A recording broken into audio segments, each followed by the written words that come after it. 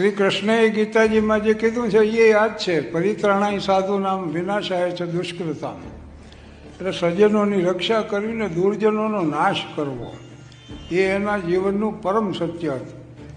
પછી સમાજ પતિત થાય, અને પતિત થાય એટલે શું થાય ખબર છે? સજ્જનોનું સન્માન કરી શકે, દુર્જનને દંડ ન દઈ શકે.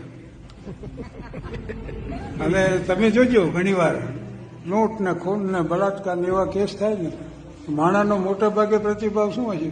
એ છૂટી જાય છે. તમે જોજો, છૂટી જાય. એટલે સજ્જનોનું સન્માન થઈ શકે, દુર્જનોને દંડ ન દઈ શકે. અને છેલ્લામાં છેલ્લી કક્ષાનો સમાજ હાવ પતિત થાય ને, ત્યાં દુર્જનોના સન્માન માંડે થવા અને સજ્જનોની અવગણના માંડે થવા.